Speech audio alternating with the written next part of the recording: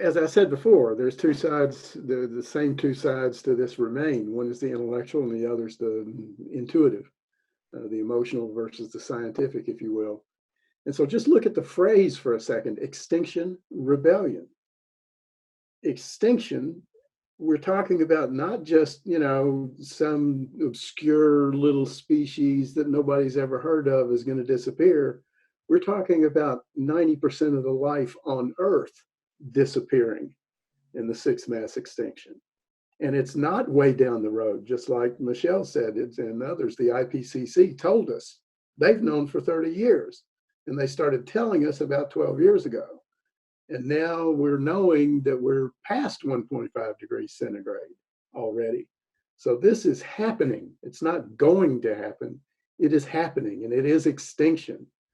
And what we refer to as the climate crisis, global warming, the 1.5 degree increase, the climate crisis, and the ecosystem collapse that goes with that, those are the manifestations of that extinction.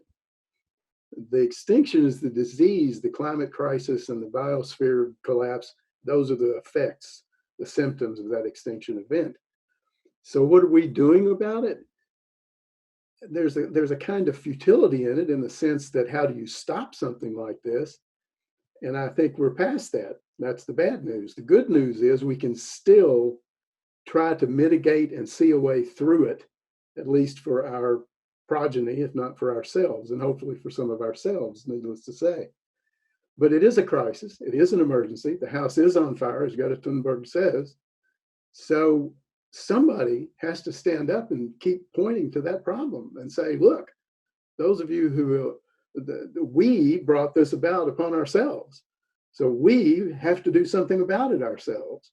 And what we do, the only thing we can do, as Damiel suggests, is take a stand. Be civil disobedient, be nonviolent, but be direct. Take a direct action and stand against this. We're the only ones that can do it. We're the only ones that caused it. We're the only ones that can do anything about it. Yeah, I think, Terry, you nailed it. I mean, the thing of it is that, I took some time, sort of like Michelle, to take a look at things, and Domio, all of us have really taken a lot of deep time to take a look at what's going on, what's worked, what hasn't, and there's been a lot of research been done about what's effective and what's not effective, right? Sort of a best practices kind of view. And as it turns out, the number one thing to bring about dramatic change in the face of denial is nonviolent civil disobedience, nonviolent direct action, right? That's Gandhi, that's Martin Luther King, that's the suffragettes. I can go on, there's a list of hundreds of those examples. Those are the most popular and easy to touchstone for us. But across the past couple hundred years, that's been the thing that changes the tide, when there's this giant something in the room, giant elephant in the room that we're facing, that we're not talking about, that we must address right away. And to get the attention of both the people, but also more especially of the government, which knows, right? The government knows this is a problem. The scientists know this is a challenge. The experts that are whispering in the ear of all the lobbyists and the president and everybody else know this is a deep, catastrophic problem that's coming towards us, a giant tsunami. Much like the pandemic, we know it was going to come, right? So what works? What works is nonviolent civil disobedience. Petitions don't work. I mean, there's these little 0.25%, 0.5% things, but they don't really do it. We've had 40 years, 50 years now since Earth Day, 40 years of Greenpeace. I love them. They're great. I've donated to them. Sierra Club, awesome job. However, when it comes to actually getting the country, getting the world, getting all of us together on the same page to move the needle on climate and address it as an emergency, tell the truth, address it as an emergency, get the job done, nonviolent civil disobedience is the thing, the only thing that stands out from all the rest. The rest haven't worked. We've all tried them. We've all done them.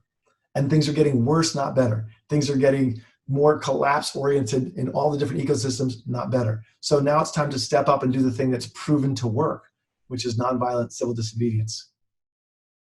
The thing that I haven't heard us mention yet, but that I learned in all of the things that I tried, is that something doesn't really become real for most people psychologically until they see lots of people responding to it.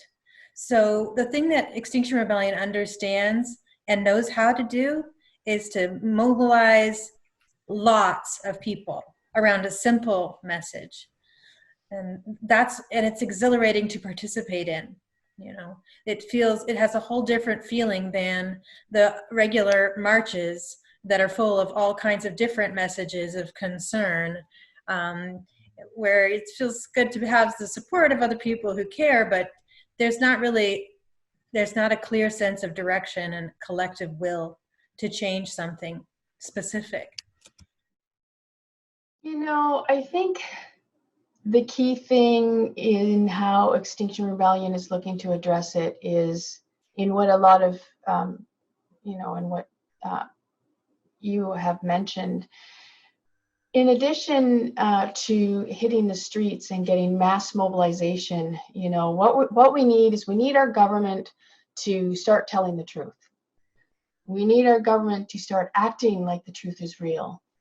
And we've tried that through way of petition, through way of marches, through way of sending letters to our senators and our representatives, through voting, through all of these aspects, through hoping that, the bodies that were in charge of these things would kind of pull through. And, decade after decade, they haven't. And so it's now at a point where the studies have shown through Gene Sharp's work, through Chenoweth's work, through Paul and Mark Engler's work, that change happens when people mobilize and hit the streets and demand it. And that's where we're at. We're at a spot where enough is enough.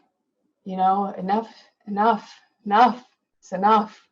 We need to do something, and it's in our power to do that. And that's where Extinction Rebellion is coming in to address the climate change, is through getting us mobilized, hitting the streets and demanding that it happen.